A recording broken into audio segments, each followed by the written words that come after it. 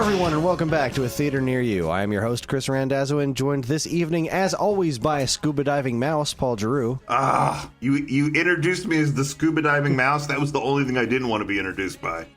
Oh, okay. Well, in that case, you can be class clown Gary Cooter. Class clown Gary Cooter. So he said, what does he say? He says, my poem, here's my poem about chicks. Sometimes I think that I'm so far below them. Sometimes I think that I'm so far above them. If I was a caveman, I'd probably club them. Gary Cooter. Never to be seen again. That character didn't go anywhere. And baseball coach who's clearly never played a sport a day in his life, Sean Doyle. No shit, Mr. Einstein. See, I thought you were gonna go with the first comes the women, then comes the whiskey. That's the devil's double whammy. That is what they say. This month's letter was Z, concluding our first run of the alphabet, sort of, and we foolishly went with Sean's pick, Zapped. Has there ever been a more frivolous misuse of godlike powers? Let's find out. But first, how's everybody doing? No, we don't get to talk about how we're doing. I got conservatively 26 pages of notes about this movie. We just watched this movie, so we know how we're doing. I need Sean to answer for every single one of these notes. To be fair, all right. He's not the one who voted for the movie. That was us. No, I will not take responsibility for this. We've all been hiding behind that bullshit line for 26 letters now. All right, and let's get the nonsense out of the way. Wait, I'll go first. I'll tell you how I'm doing because it can be quick. I'm sure we're going to talk about it when we talk about how we watched this movie, but I couldn't find this movie anywhere. It's because it isn't anywhere, which is good. Like, it seems that society is trying to erase this, and that seems like the right choice. But thanks to you, Kris, and Evan, who was kind enough to add me to his Plex server, I was then able to watch the movie, for better or worse. I mean, it might have been better if I just hadn't watched it. We still did the podcast, but yeah, I'm still figuring out this Plex server thing. Like, I don't know that I understand it and how it works and why, but yeah, we've been checking it out and being like, all right, well, do we cancel HBO? Like, how do we do this, right? So I was flipping through it and we were kind of exploring it, and Nate comes down and Nate's like, what is this? And then I had to sort of explain what it was, and Nate goes, so he made his own TV app? And I was like, yeah, I guess so. And Nate's like, kinda? That's amazing. And he's like, you could put anything in there from any channel? And I was like, I guess we just have to ask him. And he's like, that's amazing. So apparently, Evan, I don't know if you listen to this, but in my house, you are apparently a mystical sorcerer that is being celebrated every day. So thanks, dude. Well, today is Evan's birthday, so I bet he'll be very happy to hear that. Happy birthday, Evan. Happy birthday, Evan. Well, I'll jump in on what I've been doing real quick. In addition to all the work that I'm supposed to be doing, for years, I have had a problem with Sifl and Ollie, and that is that the first season is completely garbled out of order. It's the actual chronology of season 1 of Sifl and Ollie is borked out of this world.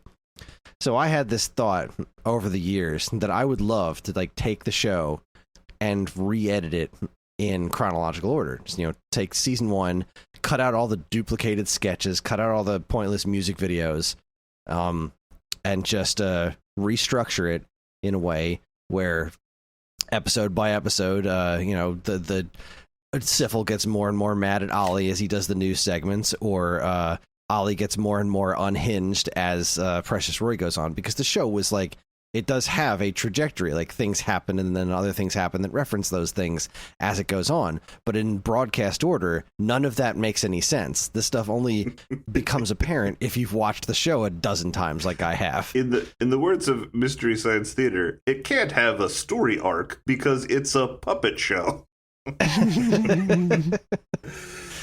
So I finally decided, now that I have my computer and I've been doing a lot of video editing, I'm like, you know what? I can do this now.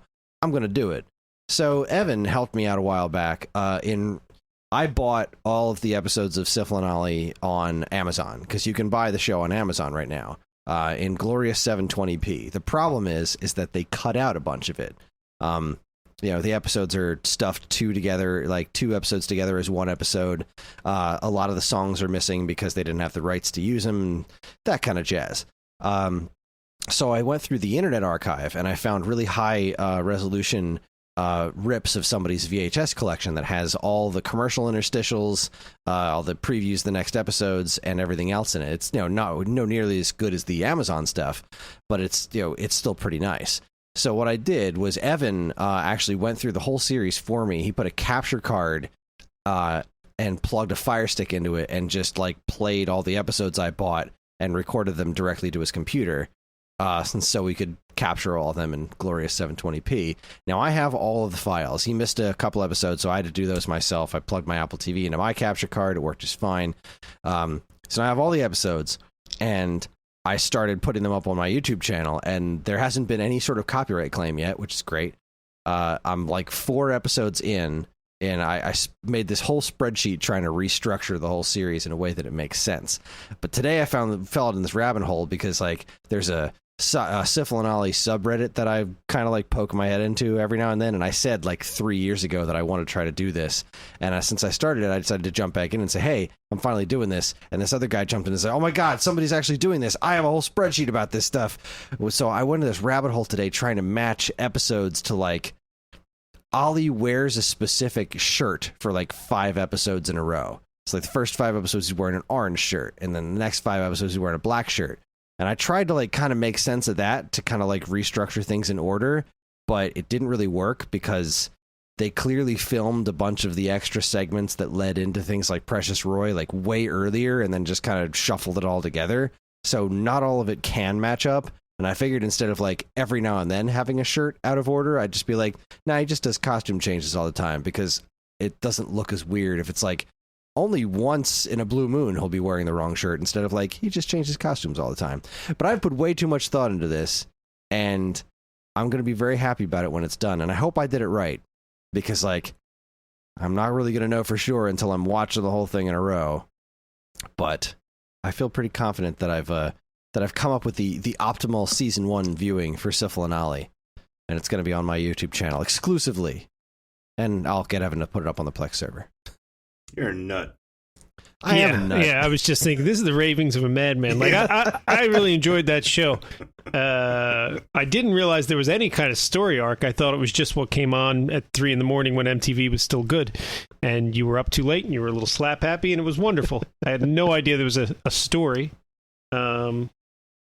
And I can't believe that you're spending this much time in your very busy life to do this. I'm picturing you with a big murder board, a big a board with photos on it at the top, who's the suspect. Oh god, that would be so much easier. A breakdown of where Syphil and Ollie were, and then red string and connecting. Yeah. And for some reason, one of the pictures up there is Gary Busey. I don't know why, but I'm pretty sure. He definitely has sock puppet features, you know. Mm-hmm. No, it's not, like I said, it's not really a story. It's just that things progress. In one of the episodes in the news, Ollie's just he sees the weather girl, and she's all depressed, and he's like, hey, she's pretty hot.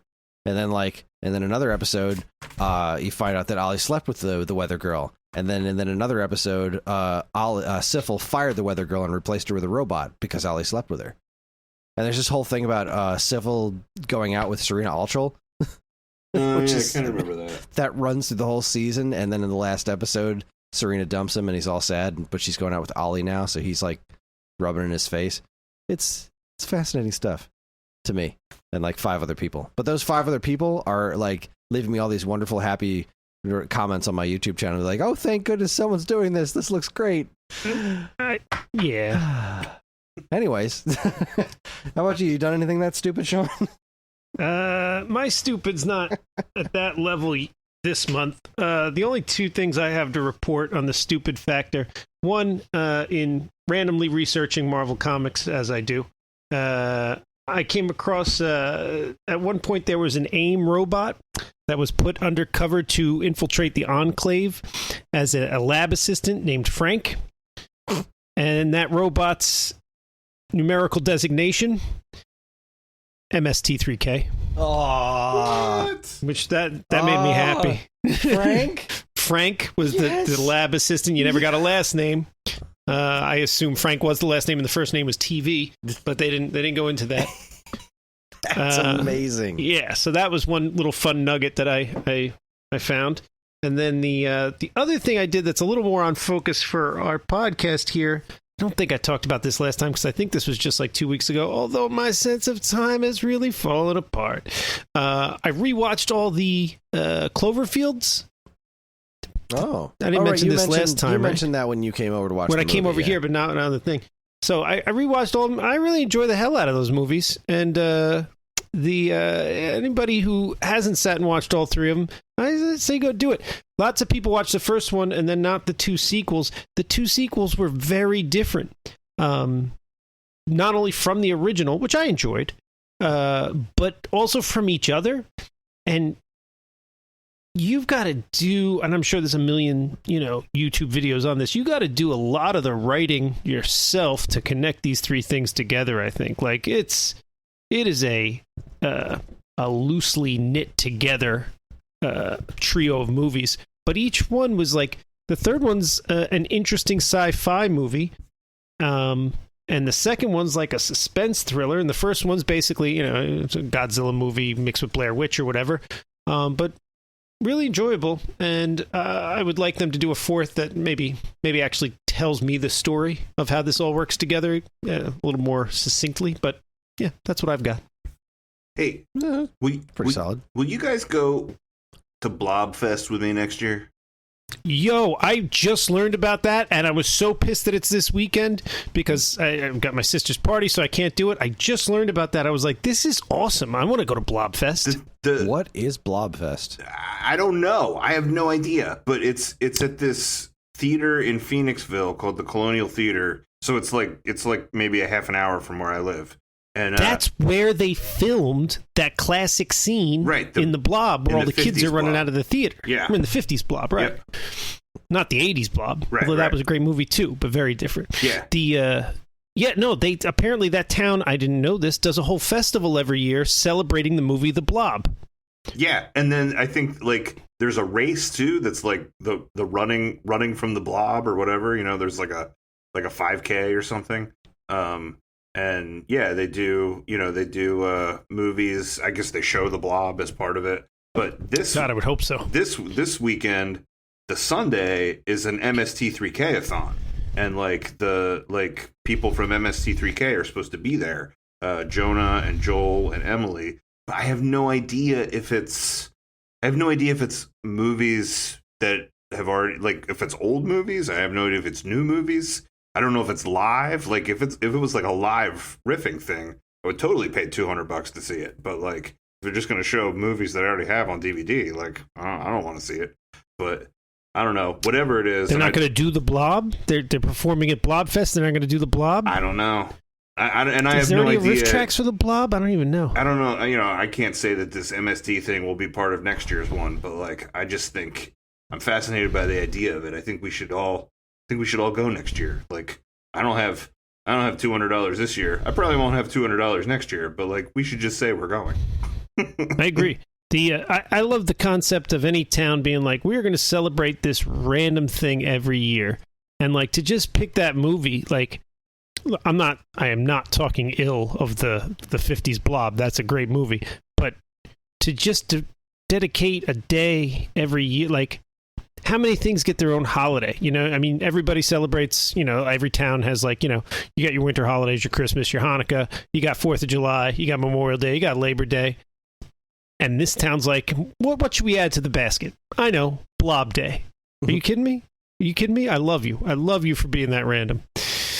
So, yeah, no, I'm in. I was pissed that it was this weekend. I just found out about it a couple days ago. Yeah, I think Paul, you mentioned it to me a little while back, and I was unsure, mostly because, like, again, throwing dollars at things, not my forte these days. But hey, maybe next year. I think the town where this movie from tonight was I think maybe this was supposed to be in Indiana. I'm looking up Ralph Waldo Emerson High School, which is obviously not a real place, but there's a junior high. No, maybe California.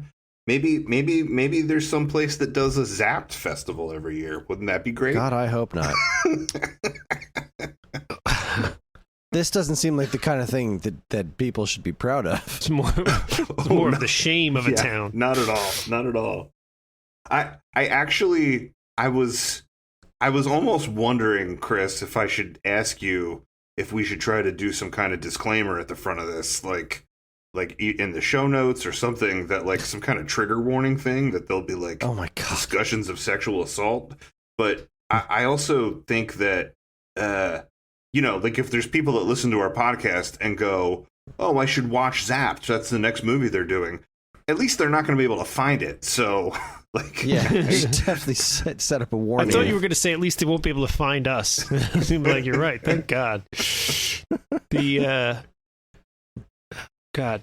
I think we're totally going to hear from Scott Baio though after this episode. Like, I would imagine so. He seems like the kind of guy that would take this personally. Listen to our podcast? He seems like he would listen to this episode, because if somebody's talking about something he's done in his past, he's probably gonna look it up. That's so weird that you had the same thought I had, right? Because like I thought of Family Guy, right? Remember the episode with about James Woods? What?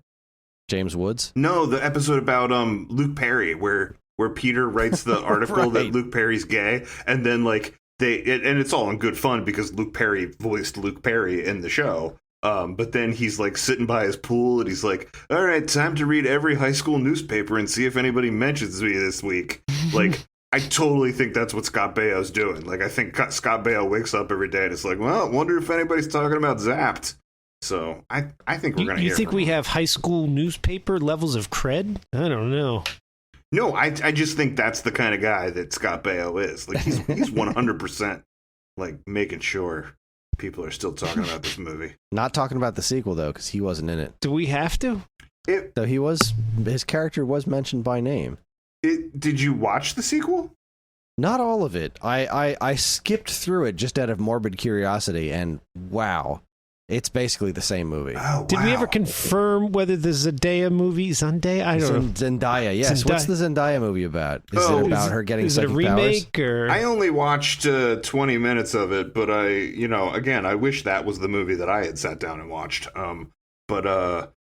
Did she get telekinetic powers? Or no, I don't think so. I mean, I didn't get very far into it, but from what I can see, it's just a kind of a Disney Channel... a Disney Channel teen movie. Like her mom gets remarried and now she's got all these brothers in the house and she's, trying to figure out how to, I think that, the premise of that is she gets a app on her phone that like can like control boys or something. So I guess it's not. I'm gonna skim through it while we're podcasting to see if it's connected in any way, shape, or form. Yeah, it's not hailed as like a remake or anything.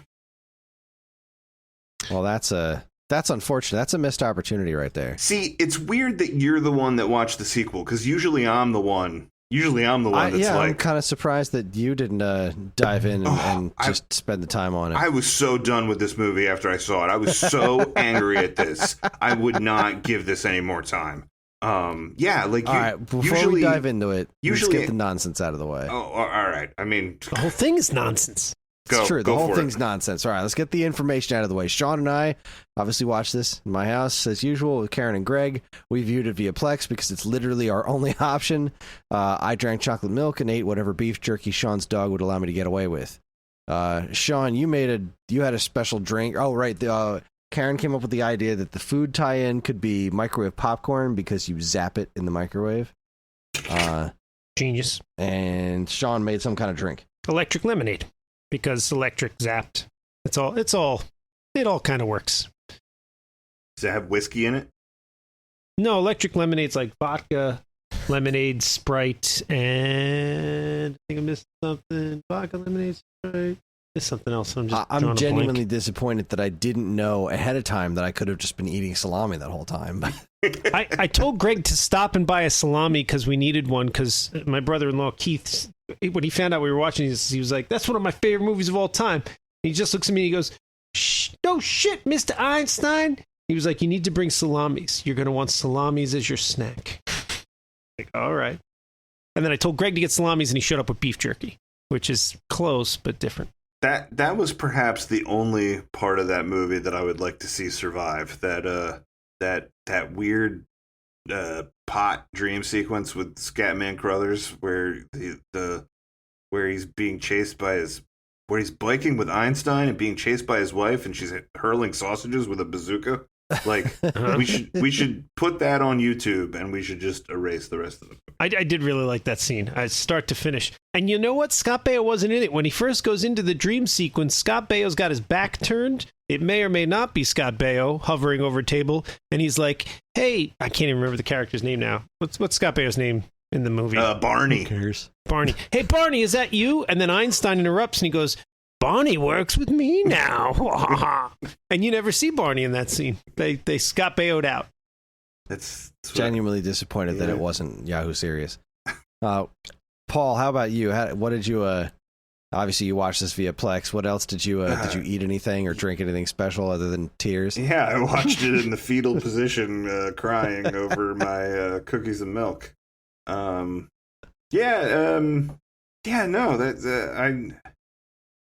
I guess I can't think of anything notable other than the fact that you couldn't find it. Like Sean, this was your damn rule that we were supposed to say where you could watch the movie, and I didn't even think that it wouldn't be available anywhere, and like wasn't on Apple, wasn't and then when you go to buy it, it's. I guess we could have tried to track down a DVD somewhere, but like any digital distribution, like it wasn't for sale, it wasn't for rent, it wasn't just nothing. Yeah, the soonest DVD that would ship to my house was dubbed in Portugal. So I would have had to watch it with the subtitles, which again might have been a better experience. I'm not really sure. May have made it better. But yeah, Evan putting it on that Plex server was the only way I was able to see it. And yeah, I had some milk and cookies, and then I watched it late after everybody went to bed. But then I felt like I was basically like, Sherry, I know you like to watch these movies, so you know what we're talking about. But I was like, I'm warning you, like you're gonna hate this one. And she's like, how bad could it be? And I was like, I'm warning you. So she watched it last night. And I kind of came in and out of the room. Like I put Nate to bed and I went and made dessert and stuff like that. So I was in and out. So I didn't totally subject myself to it again. But she was like, oh God, like Kris should put a warning. Oh man. Yeah, it's not okay. Yeah, not at all. So Zapped was released on July 23rd, or unleashed as it were, on July 23rd, 1982. And was distributed by Embassy Pictures. It was written by Robert J. Rosenthal and Bruce Rubin, shame on them, and directed by Robert J. Rosenthal. I think you got to put written in air quotes. Sprawled across a series of napkins by. Yeah, well, I really do think that this movie, yes, I'm sure that somebody wrote it, but there was so much in this movie that was engineered to just we want this to happen, so what do we have to do to make that happen? There was nothing. Yeah, there was no real through line. There was just sort of interconnected moments, mostly centering around sexual assault. So we will get there. Let's see. Rubin's other writing works include Deep Impact and Stuart Little 2. This explains so much. While the director and co-writer Rosenthal's other directorial works include something called Malibu Beach, which had a picture of a butt on the front of it, and absolutely nothing else. So the nonsense guy teamed up with the butt guy, and they made this movie. The movie stars, I'm using that term very loosely, Scott Baio, Willie Ames, Felice Schatcher, Heather Thomas, Robert Mandan, Greg Bradford, and Scatman Crothers. Tells the story of a young high school student who accidentally gives himself telepathic powers, which he uses to sexually assault women and occasionally cheat at gambling, which is where he draws the line morally. I'm so glad you mentioned that too. I mean, I don't. Well, you know what? Let's get to that later. It's the closest this movie had to a plot because, like, clearly the entire purpose of this movie, like we talked about Weekend at Bernie's too, being like, look, we got this ticket to this island and we're going to shoot it every way we can, and we're just going to use the flimsiest excuses we can to do these things. This is so much less than even that. This was, I want to give a kid the power to rip women's clothes off so we can show boobs. Like that's that. I want to have a movie about a kid who can show people's boobs with his mind. That's what we want. Well, I did do a little research on this. Did either of you? God, no. Oh, well. I did enough research to write down what I just read. That's as much time. I was busy re-editing sock puppets, Paul, all right? I have some information that's going to make this both better and worse. God. Yeah, I have a couple things that are going to shed some light on this and that I think we need to discuss in this podcast. But this movie, apparently, initially, was supposed to be PG. They made the movie intending it to be a PG movie about a high school kid that gets these powers and like what he does with the powers. And then apparently what happened was, I guess it was 2 years before that Porky's came out. But I guess with the success of Porky's, that they were like, oh, we need to make this more like Porky's. Like, Porky's is what's hot right now, and we need to put nudity in this and make it an R movie, and it needs to, and it needs to be like that if it's going to succeed. And so then there was reshoots, I think a lot of I think a lot of what the movie ultimately became was because of these reshoots. And reshoots. Imagine, like, what was the part of the movie that they kept? I don't know. The whole movie. I mean, that's what I don't know, right? Like, I don't know what this story would have been if it had been PG. What story? There was no story. It was just like he got the powers, and then he just did a bunch of nonsense, and then eventually his friend was like, "Hey, let's cheat at gambling," and he was like, "All right." And then, like, he said, "Hey, let's cheat at more gambling." And he said, "Oh, I don't know. That doesn't seem right. Yeah. Let me rip this woman's clothes off." The gambling in front of my girlfriend, who is totally okay with it. Well, 100% on board. Ripping people's clothes off, and she's laughing her head off. So when you mentioned the sequel, I wanted to say that, like, I wouldn't want to see the sequel unless it was about Jane's character coming back with a machine gun and just taking revenge on every single person. And I was like, I think the last one that she should seek retribution with is what's her face? Bernadette? Is that the girlfriend? The nerd girlfriend? Sure. We're going to call her Bernadette for the rest of this podcast. Right, yeah, because like literally he would sexually assault somebody with his mind, and she would just smile and laugh. Like, she is complicit in, like, the mass sexual assault of, like, at least 50 people, right? But again, here's another thing that I learned. All of these people in this movie were older than high school age when it was made, right? You have like 20, 25, 30-year-olds playing high schoolers like you do in the 80s. She was the only one who was actually high school age. She was like 16 or 17 or something, right? So she wasn't allowed to be on set when they were filming the nudity stuff, which I think explains why her reaction is so different to what's happening. Like, I don't want to like I don't want to let that excuse it. It's bad filmmaking in every respect.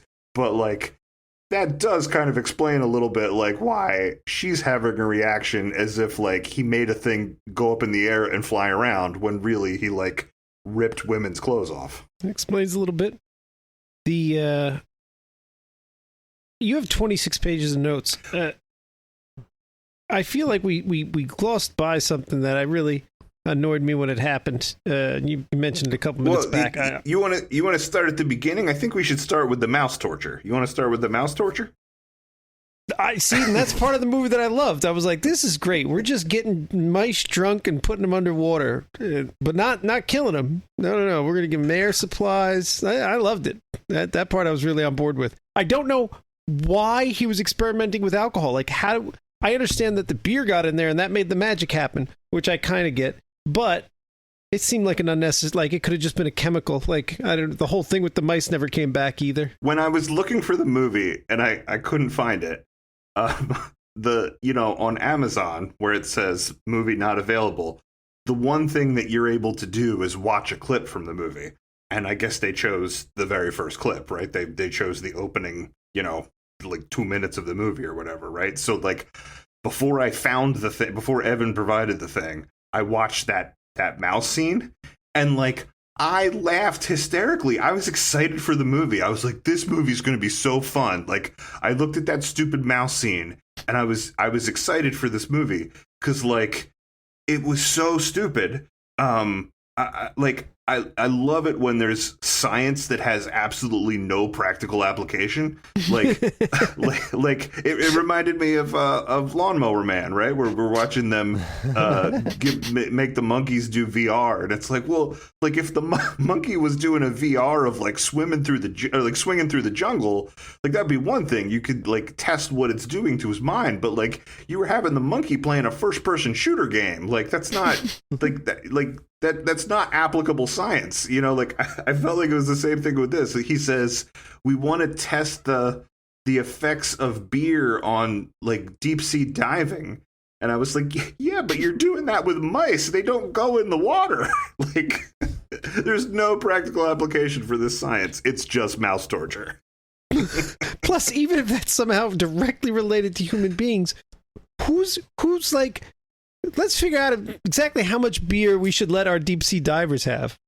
What? Why? The answer's none. None beer. Yeah. In most sporting events or, things like it, yeah, I think it's been tested that beer is, the antithesis of what you need. I'm drinking beer right now. I'm a proponent of beer. I'm on beer's side. But yeah, no, deep sea divers, whilst diving, let's just not drink right now. When you come up later, sure. Do you guys remember the lab that we had in high school where, like, nobody taught in it? Like, kids could just go in and, like, do weird experiments and, like, grow things in a greenhouse. You guys remember that lab? And they gave you beer to experiment with. Yeah, and they had time. And, like, to only the there. kids had the keys to it, right? Like, the principal and stuff didn't have keys. Like, it was like our lab. Remember that lab? We spent a lot of time in there not existing. I have some information. Okay, the Zendaya movie is in no way related to Zapped. It is indeed about she gets like a cell phone that can control men, and she tries to get them to like dance better or something like that. All right, cool. You want to talk about that movie? The sequel, however, Zapped Again. I flipped through about like half the movie. It's basically the same movie. According to Wikipedia, the plot is Kevin Matthews becomes a new pupil at Ralph Waldo Emerson High School. The woman that was like weirdly attracted to the principal that they just did an entire subplot about for no goddamn reason. She's like the new principal of the high school. Only actress they could get back. Kevin Matthews, rejected by the trendy Key Club, instead joins the Science Club. There he accidentally discovers a number of vials that were made by a former student, Barney Springboro, in the original film, hidden behind a panel in the lab. After drinking the contents, Kevin develops psychokinetic powers. He amuses himself by lifting girls' dresses and humiliating the Key Club jocks, becoming popular in the process. However, the Key Club plots a cruel revenge, and that's where the description on the Wikipedia page stops, because that's how few people watched this movie. Well, that sounds like it's a better movie, because it sounds like he got his comeuppance, right? Like that there was like stakes and a lesson to be learned. I don't know, maybe Well, not. I don't know. We didn't I'm see betting if he I can beat the Key Club. see if I can flip through it and find out what happens. But Yeah, it was from what all I had seen, it was basically the same principle. Like, it's just like, all right, I'm gonna like throw a bunch of bread around, or I'm gonna like rip this girl's shirt off, or I'm gonna rip this dude's pants off, or something like that. It just more. This is he's like the shittiest possible version of the shittier dude in Weekend at Bernie's, except a high school student. And it's like, well, I have these psychic powers. I'm just going to sexually assault people all day, every day. yeah. But is there more of a plot? I don't know. I got it on mute right now, and it's so far so good. I don't know. Yeah, I don't know where to. I sort of don't know where to start with this like long list of notes I have, because there's so many things I want to talk about. We could talk about what Kris just talked about, the whole relationship between the principal and the one teacher, which, like, the principal clearly wasn't into at first. He had some sort of thing in that weird newspaper that kept having weird headlines. You remember that? Yeah, the headlines were all like in a different color too. They were trying to make you see them. I can't remember what the hell it said, but they were weird. I was like, why are they pointing this out? And then he meets her at the thing, and they go right to having sex in that restaurant. Which Kris pointed out, or somebody pointed out, the tablecloths were real short for what they were trying to accomplish here. There was so many scenes that didn't have anything to do with the rest of the movie that you almost had to go like, well, what scenes did have to do with the movie? But yeah, most of the stuff with the teachers seemed like a super weird side plot. I would say even before the stuff with the principal and that teacher, what was her name? Mrs. Bernhardt. I guess Gary Cooter calls her Mrs. Bernfart. But I think even so clever. Before that thing, there was that scene where what's his face? Willie Ames' the secretary. Character. Yeah. Peyton goes in there and hooks up with the secretary. What the hell was that about? What was that about? I mean, I think it was just a Porky's reaction, right? Like, we need to put more boobies in it. This movie needs more depravity. Did you see her boobs in that scene? I don't think you did. Oh, I mean, no, I think she I just meant, well I guess, women in a state of undress. You know, sometimes it had more sex in it, right? I was gonna, because you're right. Lots of scenes were clearly just vehicles to get the boobs out. Right. We didn't need to see grown women's boobs. We needed to see grown women pretending to be high school students' boobs. That's what we needed. But I to see. feel like that scene didn't even accomplish that goal, and never came back. Like, they just moved on from there. Like, I don't know. That character kept being in the movie, but only to assist the principal in his, which was also weird. She was just assisting him in getting some. Right. And so that didn't really matter. Right. And it didn't accomplish that gratuitous goal either. That secretary character then just became part of the principal and the other teacher's weird subplot. And as far as Peyton goes, it would be one thing if that scene was in there to set up the kind of character that he was, right? Like, if he was this slick ladies' man character, and then you're getting this thing where he's, I don't know, going out with everybody, and then he's got the secretary on the side. I'm not saying it's a great use of that scene, but if it was to somehow give you more of an insight into where they're going with Peyton's character, that would be one thing. But it wasn't. Then he just turned into trying to make Jane's life awful, right? That became Peyton's whole story arc, is fucking up that girl's life, right? So that was the one scene that you're like, all right, why is that in here, right? And then they do that stuff with the secretary and the principal, that she's helping him with the one ads, and he's going to go on this date, and then it's ultimately him and that teacher, which again, like super unnecessary like storyline. I guess it could have been funny if it was a little shorter, right? Like I guess if the gag was he walks in there, it's like, oh, here's the date, you know, they're excited, then it's like, oh, you know, and like if there's a moment like that, and then yeah, I guess they could still hook up, but like it needed to like end on a punchline, right? Like there needed to be a thing that happened, and then boom, punchline, and the scene's over. Like instead, what happened was like they go under the table, then the waiter comes over, he says they need more time, then the waiter comes back, and like he spills the wine and everything, and then they come out and like everybody's staring at them, and at that point you're like, this is gross, and I've been watching it for a long time.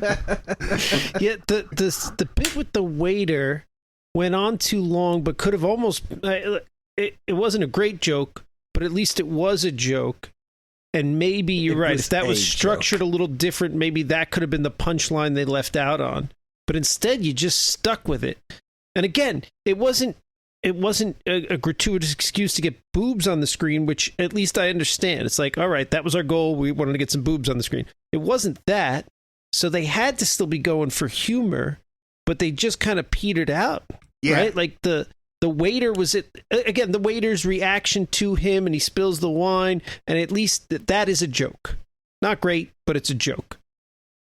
And then it was a long scene. And it wasn't even that like Family Guy kind of humor, right? Where like the joke, like there's a joke, the joke goes on, and then it keeps going on, and it keeps going on, and it keeps going on, and it kind of then circles around to like being funny again. Like it wasn't even that kind of thing. It was just uncomfortable. It was just uncomfortable. So while you were talking, I'm still streaming the skimming through the sequel, and it seems that the girlfriend eventually gets powers too. So she like got revenge on a bunch of like pretty girls in the locker room and made them smear makeup all over themselves. That's how I like to get revenge. Make people smear makeup on themselves. Yeah, and I think that the teacher that was banging the old principal, who's now the new principal, is now banging the coach, the gym teacher. The gym teacher's in it too?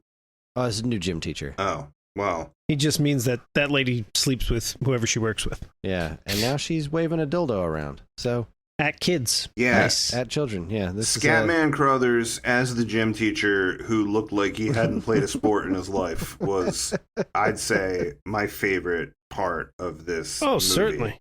I like, and you know, again, not that it's a hallmark of a good movie or that it made it in any way watchable. But I guess it was that like good kind of bad where I'm like, because it was him, I'm laughing. And like, he comes into that lab and I'm like, why the fuck is the coach coming into this lab? Like, it already doesn't make sense that there's this lab that only these students use and the principal doesn't have a key to, and that, you know, Scott Baio's in there like cooking up weird concoctions to mice, and that they're growing weed in there, and that there's alcohol, and like it makes no sense. But then the fact that the coach wanders in there and it's just like, let me look at this shelf of chemicals, that's where I keep my whiskey. Like it was one of those things where it's like, we need this to happen, all right, just do it, just put it in the movie. Like, I liked how matter of fact everybody who found out about the psychic powers was like, oh, telekinesis, all right. Cool. Nobody really seemed to make that big a deal out of it. Like, it was kind of a big deal that he had the ability to do things, but like the fact that it was just like, oh yeah, telekinesis, that's real and a thing that's in this high school, yeah. We're fine with that. Nobody clocked it at all, including him. Like, yeah. Like, you know, again, I don't like, it's hard to pick out what's bad about this movie because it's like picking out blemishes on a turd. But it almost could have been a good idea for a movie if in the right hands, in very skilled hands. If it was about a high school kid that gets godlike powers, or I don't know, like I do really feel like the powers border on godlike, right? Like he can move things with his mind. He can control people with his mind. The powers are super undefined, right? At one point, he made a spaceship go through a fish tank. Yeah, so he kind of do phasing thing like the Flash, he right? created life. Like they didn't make it real clear. Were those people in the spaceship in his imagination? Yeah, or did he create life? And then allow those things that he created to be murdered by the dog. And actually, I don't think the dog finished him because he went and pulled the ship out of his mouth. I'd watch a whole nother movie about those people getting out of that ship and trying to avoid the dog. Yeah, at the end he flies, right? So I think we can use the words godlike powers. But I remember when the movie ended, I just said out loud, he could fly this whole time. Yeah, so I mean, and not that it's important to anything we're talking about, but that prop for the toy that went through the fish tank. They took a Millennium Falcon, turned it around backwards, and glued on like half of a Starship Enterprise. Like not like we weren't creative. We'll make a spaceship from things we've seen before. It was legit. It was 100% a Millennium Falcon turned backwards, and the engines from the Starship Enterprise with some other like random crap glued to it to make it not quite copyright infringy. Yeah, it was fascinating. It was pretty copyright infringing. Was it Space Mutiny had more impressive ships than this? It was unbelievable. If it looks like both the Millennium Falcon and the Starship Enterprise, then neither property can get mad at us. Worst lawyering ever. Oh my god.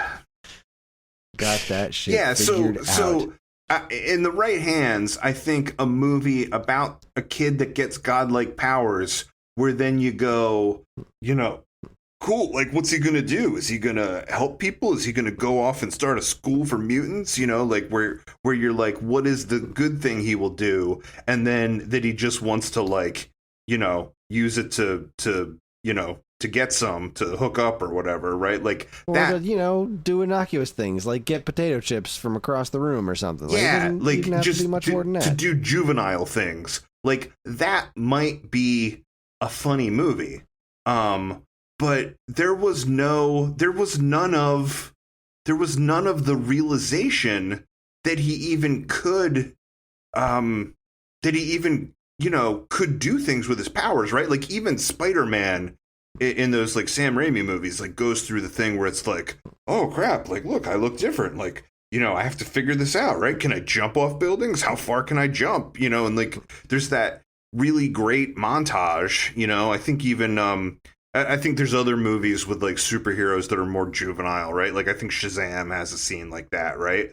But like he gets these powers, he goes home, right? He's you got that scene in his room, like he goes home, his parents like rag on him, right? The worst people on the planet. Yeah, and that was even weird too, because I'm like what? Like, what do they want of him? Do they want him to stop being a nerd and get out in the world and like meet girls and have a life, like stop being in the lab? Or do they think he's like a drug dealer or something? Because they go and like check his veins for track marks.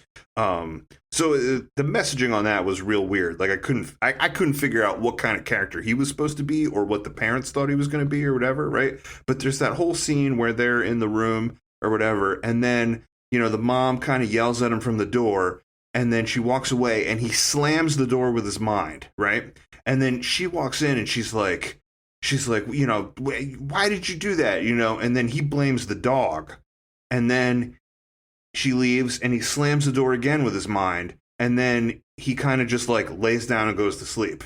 And I go, all right, here's where it's going to be. Any second now he's going to open his eyes and be like, holy crap, did I just do that? Right? Like I was waiting for it.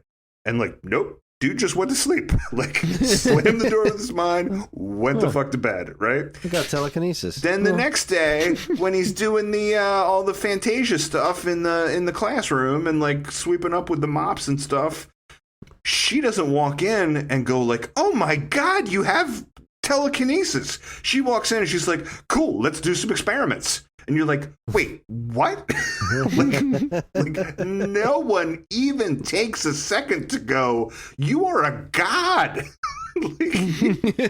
This should not be scientifically possible. This is fascinating. It's all very matter of fact. It's bananas. And the only one who has any actual ambition with what to do with the powers is his friend who wants to cheat at gambling. At least that's a plan. He had a plan. He had a plan. That was the closest thing there was to a plot, is him coming to some sort of moral grounds of being like, "No, I don't think that's right." Well, oh, you don't?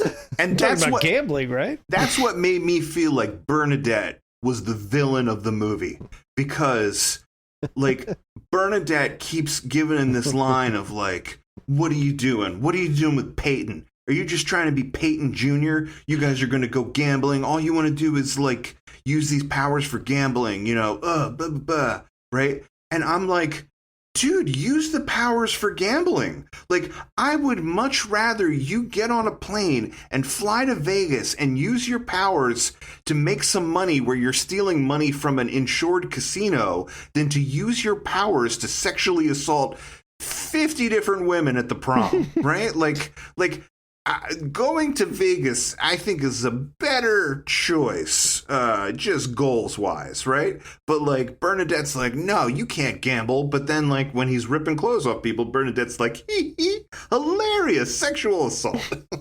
Hilarious. The not for nothing, she was kind of a bitch to him in the beginning, right? Before he had the powers, and then he gets the powers, and she's all nice to him. Whereas his friend was nice to him, or at least was consistent to him throughout, right? So his friend's a little bit of a dick, but, you know, stuck by him in the beginning where she was a bitch. And then he gets powers, and now she's going to be like, "Oh, we're together and I'm judgmental." This is nonsense. I didn't care for her at all. I agree. Villain of the movie. Yeah, villain of the movie. Ugh.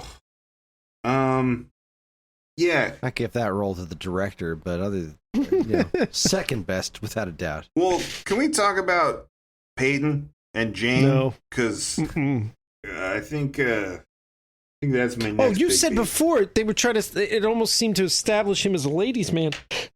The first scene or two, like they're walking and like two other guys come up and start talking to Scott Baio and Peyton, and you think like he's the cool guy, but then like after that scene and the scene where he does the secretary, then the rest of the movie they almost paint him as the underdog with Scott Baio, and he's trying to get with the popular girl who's looking down on him. And whatever they wanted to make us feel about Peyton, I think that the thing that set up his character forever for the movie was, I think one of the first scenes that we saw with him, they're walking down the hallway. He literally takes his camera and does like an upskirt shot, right? And like takes a picture of some girl's ass. She says, she says something to him. She like freaks out on him, right? And then he says something like, "Girls are so immature." And I'm like, okay, like you wanted to set this guy up as a dick, like you did it, like congratulations. We know what this character is about for the rest of the movie, like just with that one line. Yeah. Well, the line that I'm mad about came right after that. You quoted it. That poem from what's his name? Cooter, Gary Cooter. Yeah. So he gives the first two lines that you quoted, and then Scott Baio goes into some sort of like wet dream that we're forced to be a part of. And then he comes out of it as Gary Cooter finishes the poem with those last two lines that you quoted. But I feel like we missed like a solid stanza of that poem in the middle, and I really feel like it probably would have been the best part of the movie had I gotten to hear the rest of that poem. Yeah. Very angry. Why introduce Gary Cooter if that was the last time you're going to see him? You know, I think he was in one scene before that where he kind of like strolled into the assembly late, and then he did that poem, and then like that was it, man. Like, you know, like Gary Cooter, you should have. I don't know, like why introduce him if you're not going to use him? Yeah. So the next thing, here's another random thing. The mom with the priests, that was another setup that just didn't really pay off. Like, she had the priests come in and they were going to exorcise him, and it felt like they went to a little bit of effort to set up a comedy plot, a comedy scene, a comedy premise, and then just kind of like, I don't know, got like, they spent more time setting it up and got one joke out of it, and he walked out and went back to doing whatever he was doing. And then the dad sleeping on the couch, again, that was like a joke that they kind of set up, and you thought they were, you know, this is going to come back around, they're going to go somewhere with this, and they just didn't. It was just like, nope, he's sleeping on the couch. I can't say this movie would have been better as a well, actually, I can say it would be better as a PG movie because it wouldn't have all the sexual assault. But I can't say I can't say I know that they had a better plan for the movie if it was made a little differently. But like, I was really confused and surprised about the whole ending of the movie, because there's the whole argument between them about the gambling. She's like, you know, you're just like Peyton, you know, and rides off on her bike. And then he doesn't really learn anything because he still goes with Peyton to that frat party and they still gamble. Like, it's not as if he has a realization moment then. They still do that. I guess his turn is at the prom where he gives Peyton the tickets back and is like, I'm not going to go to Vegas with you, right? But before all that prom stuff and before all the exorcism stuff, he goes back to the lab. And I thought what he was going to do was find a way to lose his powers. I thought he was going to get rid of his powers so that he could go to her and go like, look, you're what's important to me. Like, I got rid of the powers. I want to be with you, right? Because if that had happened, then the exorcism thing would have made more of an impact, because then he would have been trapped at home without the powers and he would have had to find a way to get to the prom, right? Like the thing was, you just put an obstacle in his path, the exorcism, and he easily overcomes it. You know, like there's no struggle. He makes a dummy fly around and then he leaves.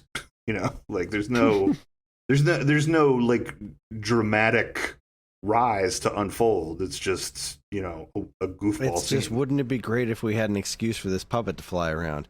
Or even better yet, it was more like, you know what? It would be great if we had like a puppet somewhere that he could make float around and be creepy. All right, let's put that in there and figure out how to make it into a scene later. I just think that was the whole movie. We want this to happen.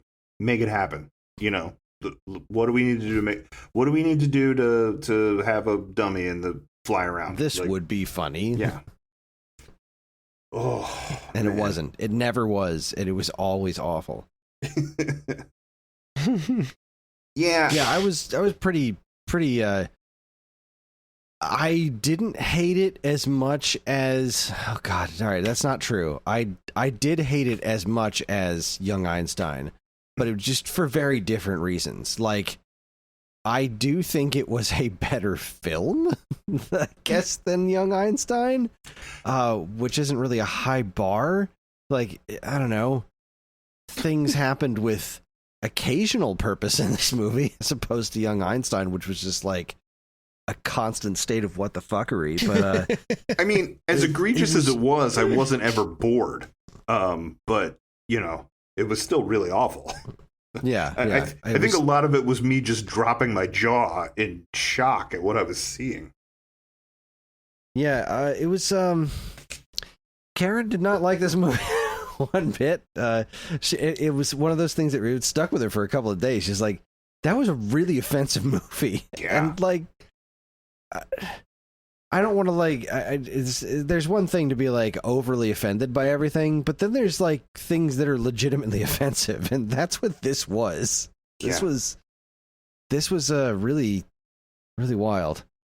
So at the end, here's I mentioned this to Kris. I think I figured out why something happened, but then I was thinking about it more, and I was like, I don't know if this makes any sense. So in that last scene, the one lady, she throws I'm gonna say a watermelon at Scott Baio, and it hits him in the head, and he gets dizzy, and they use a camera thing to make you see that he's seeing double or the room's spinning or whatever. So okay, he takes this blow to the head, and then after that, he rips everybody in the auditorium's clothes off, right? And then after that, he gets hit in the head again, and he goes down. And that's when they come over and he's like, I lost my powers, right? It occurred to me while we were watching, I was like, I think that first blow to the head, because I was like, why would they do 2 blows to the head? Why make that much of an effort to show us he got hit in the head twice? Like, somehow getting hit in the head twice is the magical number that makes you lose your ESP, right? No. Or telekinesis, or whatever the hell. I think their thought was, we'll put this here, and this way when we go to show it on TV, we can just edit out the whole scene where he makes everybody in the auditorium naked, because we're never going to get that on TV. Oh my God, you're so right. You're absolutely right. It makes perfect sense. Yep. So I thought that was what the plan was. But then I was thinking about it later. I was like, you'd have to edit out half this movie. It'd be like 20 minutes long. It'd be like that time they showed Pulp Fiction on network television, and it took like 5 minutes. Like, this is what happens, Larry, when you find a stranger in the Alps. Oh, that's the Big Lebowski. That's Big Lebowski. Yeah, what happens when you find a stranger in the Alps? The Pulp Fiction, he keeps calling everybody a bad melon farmer.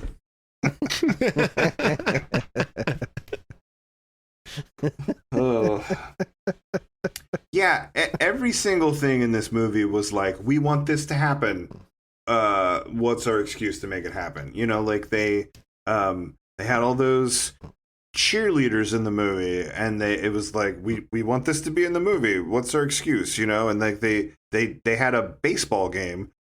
Cheerleaders usually happen at football games, not baseball games. But they're like, we want this to happen, and we want him to use his powers in a baseball game. So we're gonna put it in there.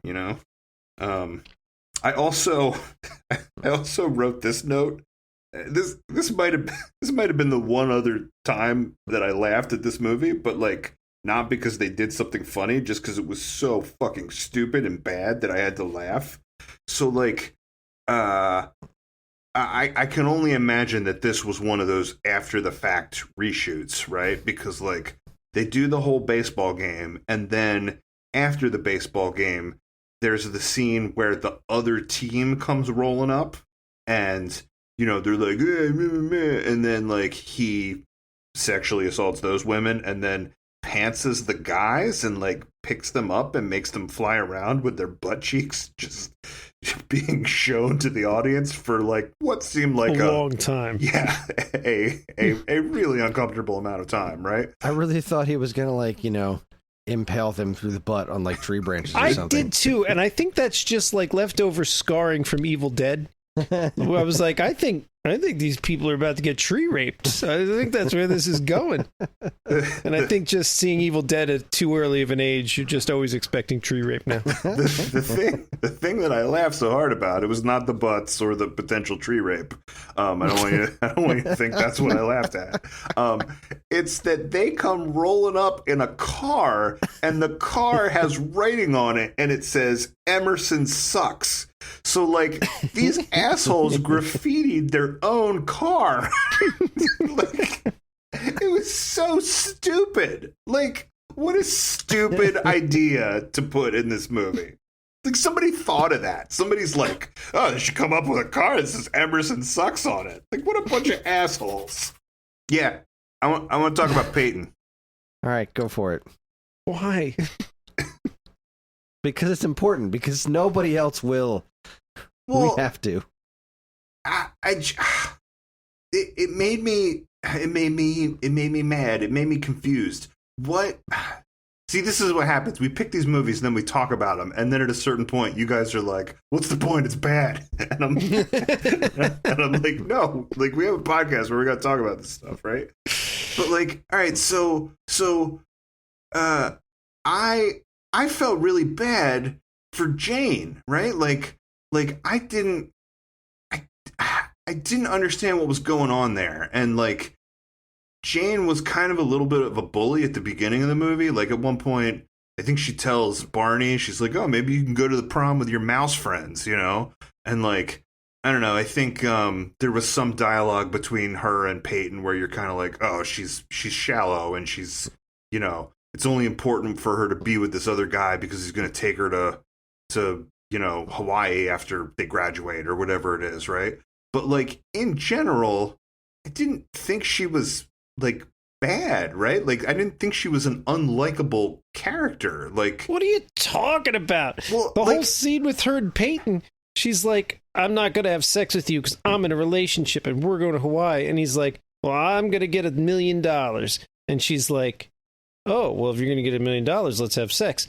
Which I was also really pissed me off, not at her. I mean, it just shows her to be shallow, and like she's like, "Yeah, I'll cheat on my boyfriend if it's going to be with somebody who's got more money," right? So she's bad too. Not that anybody in this movie has any redeeming qualities, except maybe the janitor. He seemed all right. Yeah.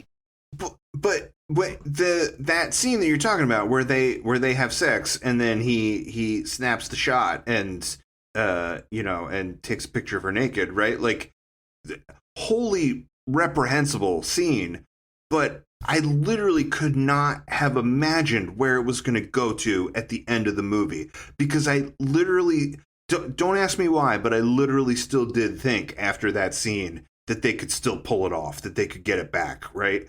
Because that whole time I'm like, Peyton is unlikable, and they're kind of painting her to be, you know, that you're like, it seemed like they were painting her like the villain, even though there were scenes where she was like hanging out with them all and hanging out with Bernadette. You know, like I couldn't understand if we were supposed to hate her boyfriend, if we were supposed to hate her, if we were supposed to hate Peyton. But like when she and Peyton hook up, I'm like, they're both unlikable characters, so they're gonna do this thing where they each learn something, and then they're like, we're unlikable, but we're perfect together, right? That like we're going to end up at the end of the movie.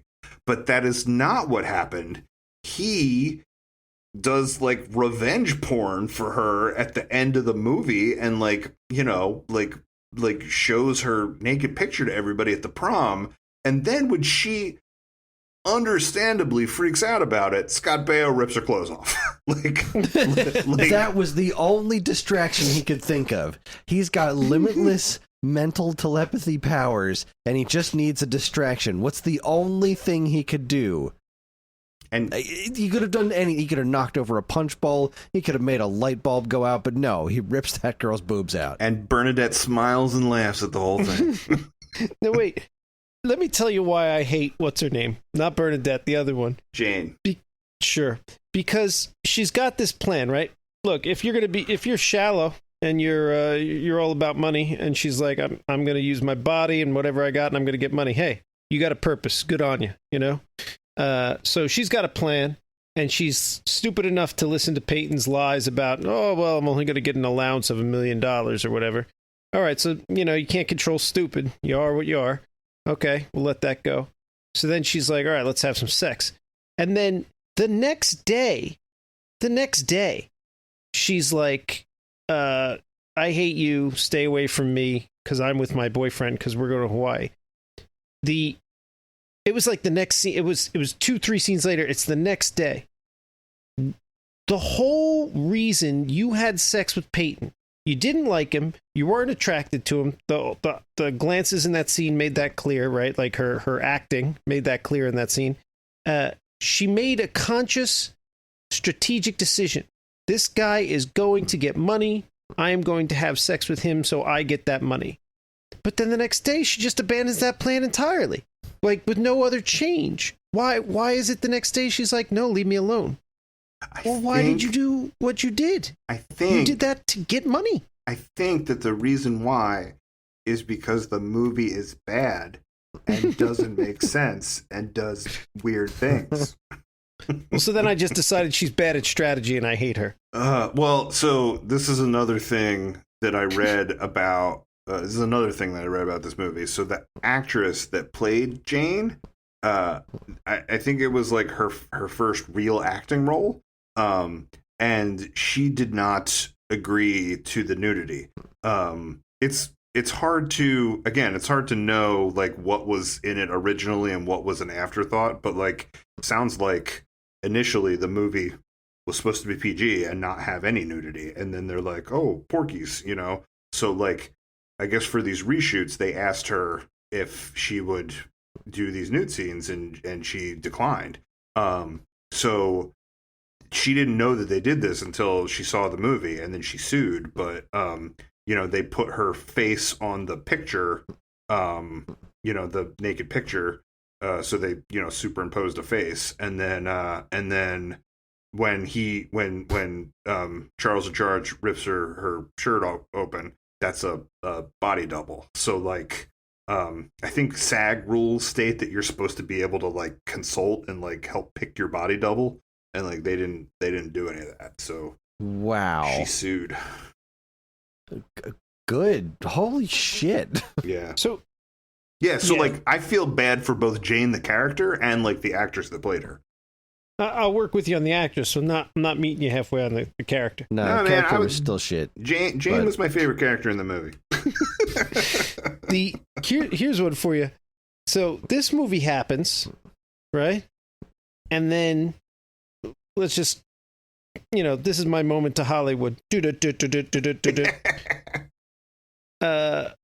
This movie happens, and Hollywood's first thought is, let's get these guys and give them their own TV series, because this shit was awesome. Bad Hollywood. Bad. Right, Charles in Charge was after this, right? Yeah. Yeah. And it was the same two people, and like you can't tell me.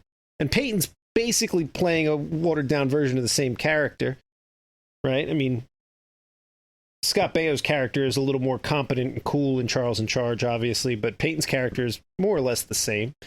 Not that I've seen Charles in Charge in 20 years, but from what I remember, you know, he's the conniving best friend type.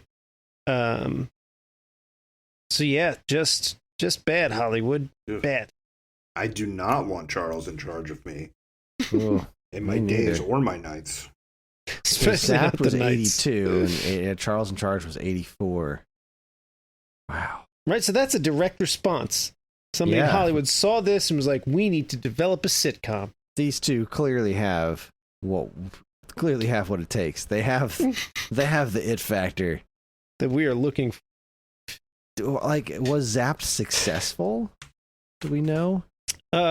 Keith pointed Cleve- out, he was like, this was a movie that was on when he was like very young. He was like, he said, you know, HBO just played this and like Porky's in heavy rotation. Like when HBO clearly was first out. It did something. It got a sequel. Let's see. Box office. Zapped was given a limited release on July 23rd, earning $823,000 that weekend, ranking number 17 in the domestic box office. On September 3rd, 1982, the film was released wide and made over $3 million, ranking number 4, behind An Officer and a Gentleman's 6th weekend, E.T.'s 13th weekend, and Fast Times at Ridgemont High's 4th weekend. By the end of its run, Zapped grossed $16 million and change. The film was panned by critics. On Rotten Tomatoes, the film has an approval rating of 6% based on 16 reviews, with an average of 2.9 out of 10. On Metacritic, this film received a score of 10 based on 4 reviews, indicating overwhelming dislike. Targeted toward teenage audiences, Zapped received generally negative reviews at the time of its release. The film was denounced by New York Times' Vincent Carby, who said, quote, Zapped, which opens today at Lowe's State and a number of other unfortunate theaters, is a half-baked, rather retarded parody of Carrie and a number of other films that, using the awesome power of their ignorance, drove telekinesis into the ground. Wow. Yeah, so that was the other thing. Right towards the end there, it felt like a Carrie scene was coming, and I was kind of back on board. I was like, is he going to kill everybody? And he did not. He did not kill anybody. Instead, he made everybody naked. Well, and whether you're going to kill people or make them naked, Carrie freaks out at the dance because she's been picked on the entire movie, right? The entire movie she's been ridiculed and she gets revenge on everybody. Like, I would argue that Scott Baio was not picked on or ridiculed by anybody. He just except the one that you want to keep defending. In one scene, it's like she had one line to him. Yeah, where else, I don't know. Where else did she pick on him? No, that's the only time she picked on him that I remember. And then for like the 10 scenes after that, Peyton proceeded to pick on her. All right. Fascinating shit right here. First off, I love this little mini review here. From the post of the Pittsburgh Post-Gazette says, quote, "It's hard to believe the writers of Zapped, an absolutely abominable movie, are even old enough to hold a pen." Meanwhile, when asked to comment in 2014, Scott Baio remembered the film fondly. "Great movie. Loved it then, love it today. I get more people asking about that movie than anything. No lie. And I had a ball making that. A cute, fun teen movie, and it made money. And it had Scatman Crothers. He was a good guy and supposedly smoked pot every day. That's what I was told, but I don't actually know.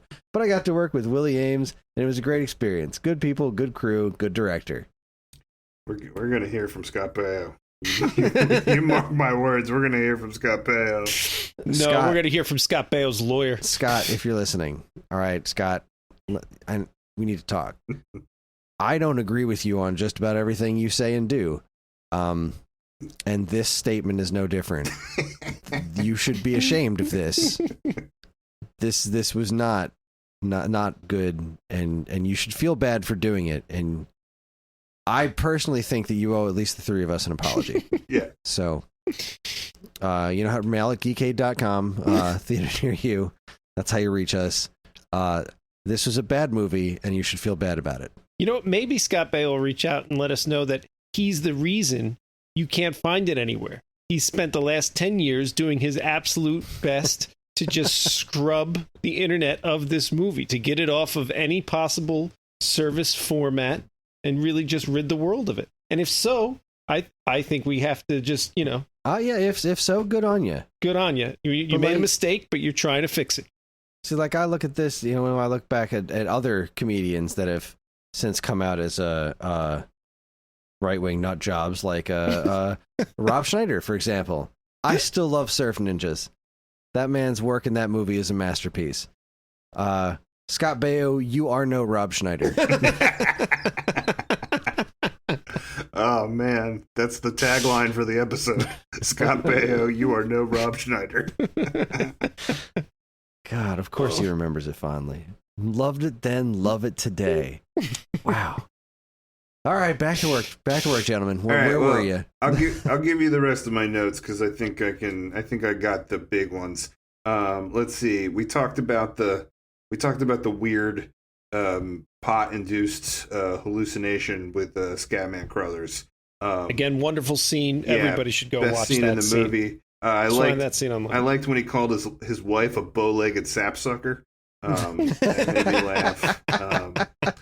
So that was good. I wrote. Let's see. Oh, I wrote about the terrible fight at the amusement park. Remember they go on the tilt-a-whirl, and Jane's boyfriend like throws up and he has to leave, and then those other guys show up and they like pick a fight, and then so like Scott Baio uses his powers to like fight those guys, which again nobody was like, oh my god, you have power, like you can control people with your mind, because like it's hard to know if he was like controlling their limbs or like using his mind to control their mind.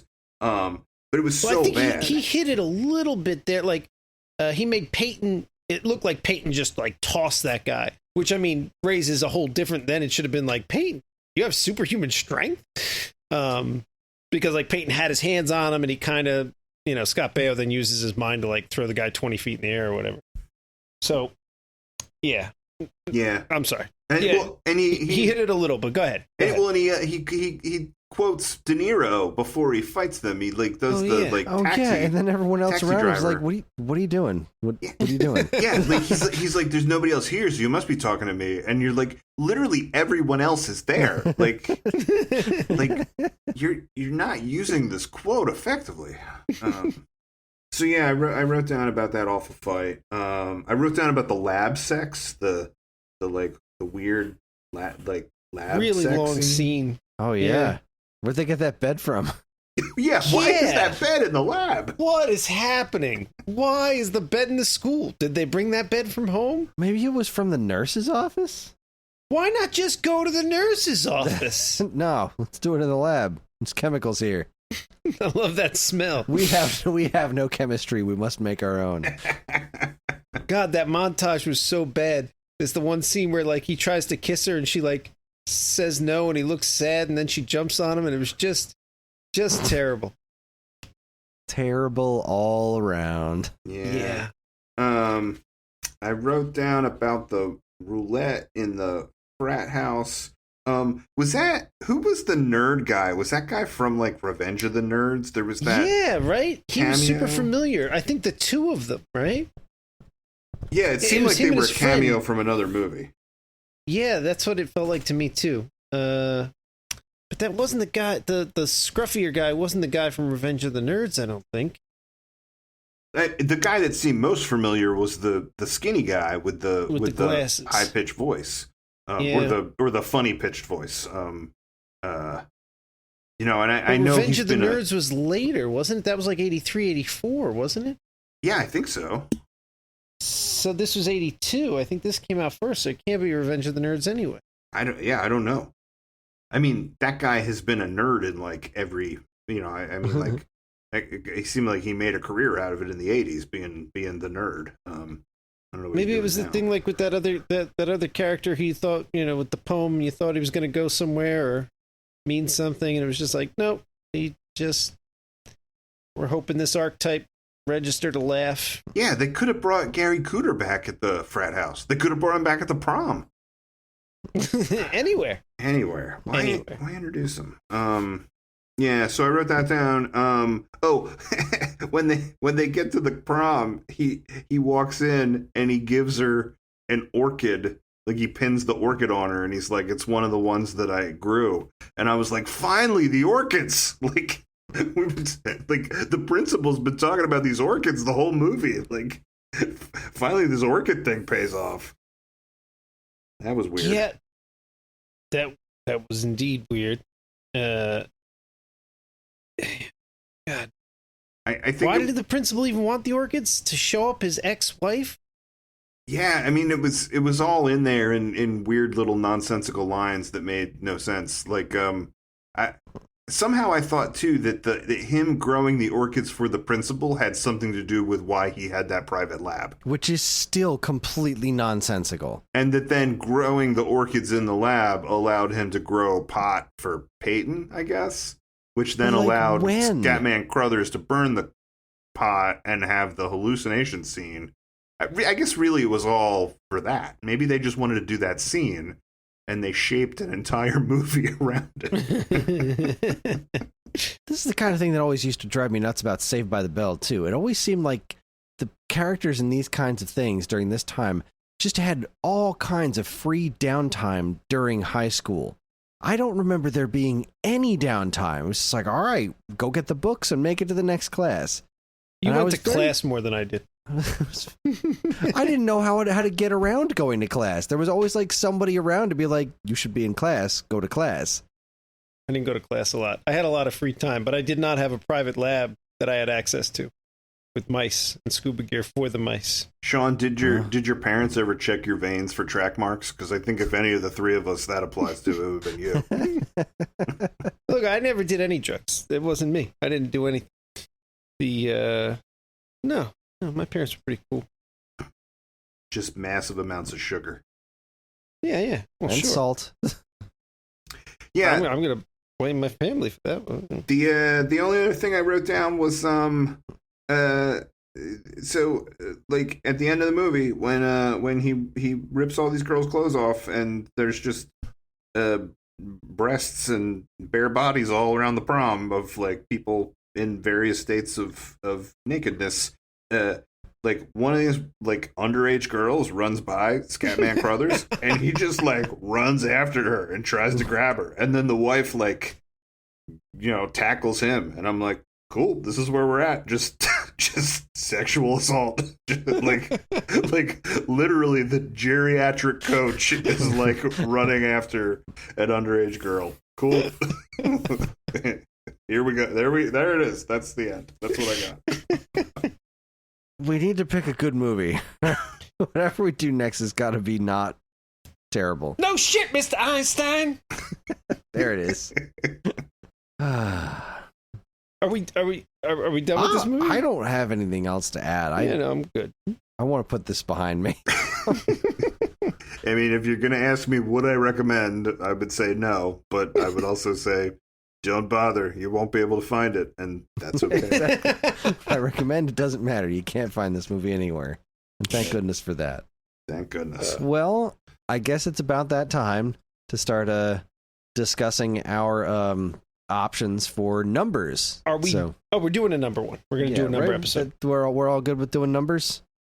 Yeah, let's do numbers. Nah, because we did A through Z, but there's still a ton of movies that start with numbers, like legitimately start with numbers, not like have a number in it. You can't do the whole 9 yards. Yeah, or like I think there are some movies that start with numbers, but the word is written out. But like, there's a lot that just legitimately start with digits. So I think it's worth doing it. And then after we're done with that, then we're done with the loop of the alphabet. We're ready to start back at A.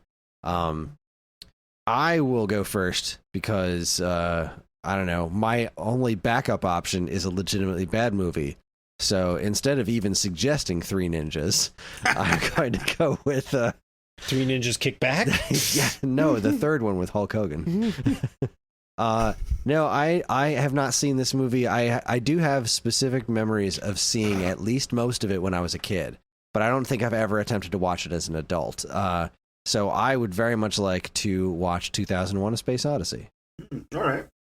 So that's my father's favorite movie, and it's a great sci-fi movie. And the fact that you've never seen it is appalling to me. I've never seen it as an adult. I've definitely seen it as a kid, but I've never gone back to it as more than like a small child. So I have very few memories of it other than its countless pop culture references. And, well, yeah. It's a legitimately good movie. I am putting forth another movie I have never seen, but I think this one might be good. I haven't heard anything bad about it. I just never got around to it, and I've already forgotten the number. I'm going to say it's 1402. Anybody know if I'm right? The Sam Jackson one, right? Sam Jackson, John Cusack, some sort of like... I think it's 1408. 1408. Okay, 1408. That's the one I'm going with.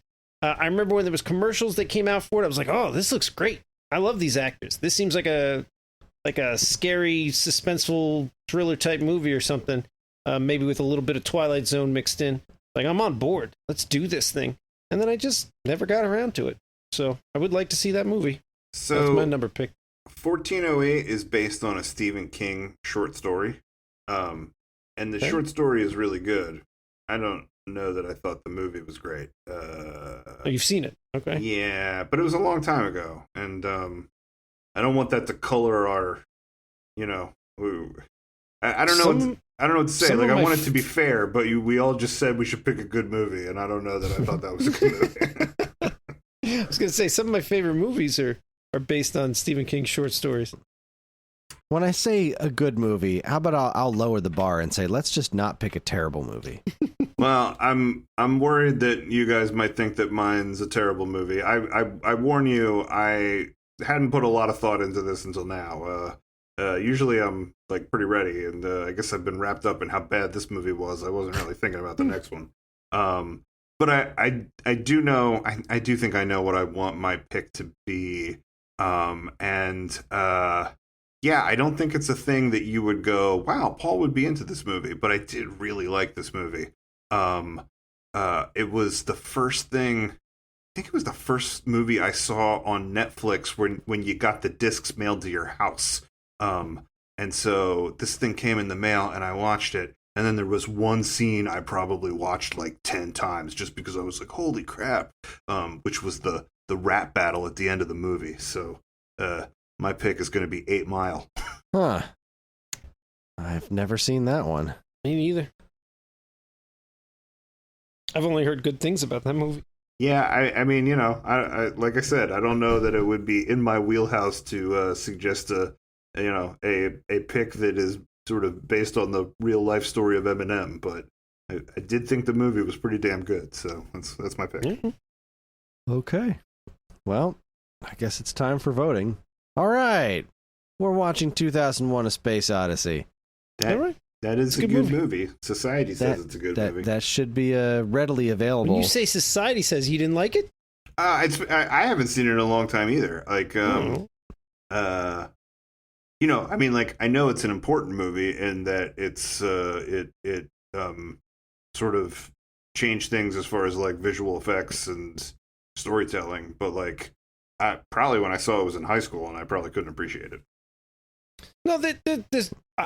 Well, we'll get to it next week. But I think there's definitely some solid criticisms for certain parts of it. But in general, I think it's great. Oh, it's from 1968, so movie making has changed a lot since then. It is available on Max, which used to be HBO, for streaming, and it's available to rent or buy on both on Prime Video or just on Blu-ray and DVD. So this is a movie that is readily available.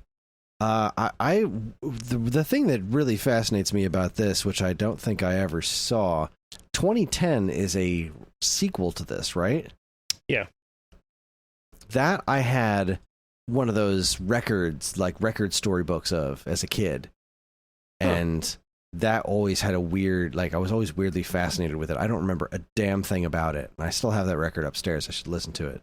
But, yeah, this is an interesting experience. If I can get through this and 2010 by the next episode, I would be I would be very interested to do so. But you'd have to stop editing sock puppets. Well, that's not going to happen. I can do two things at once. All right, well, there you go. There you have it. 2001: A Space Odyssey is how we're following up the back-to-back Young Einstein and Zapped.